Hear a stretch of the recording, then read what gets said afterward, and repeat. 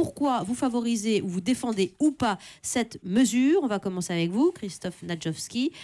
Pour les transports à la mairie de Paris, si vous qui avez en charge le dossier, vous êtes pour, même si ça ne favorise qu'une catégorie d'usagers? Oui, je suis résolument pour.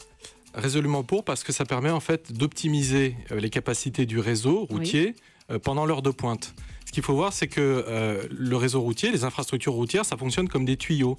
Et donc la question, c'est comment on transporte un maximum de gens quand on est en situation d'heure de pointe, où on a de la congestion. Le fait d'avoir des voies dédiées pour les transports en commun, ça permet justement de transporter plus de gens qu'en voiture individuelle, où on est souvent un par voiture.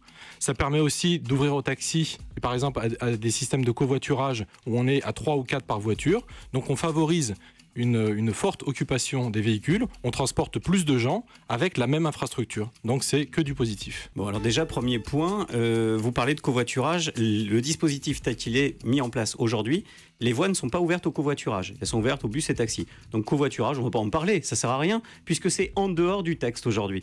En revanche, vous avez parlé de tuyaux. Monsieur Nadjowski, à mon avis, vous n'êtes pas un bon plombier. Hein, parce que quand on crée un entonnoir sur une autoroute, quand on a 3 voies et qu'on passe à 2 voies, fondamentalement, vous créez des bouchons. Je pense que ça me paraît d'une évidence imperturbable.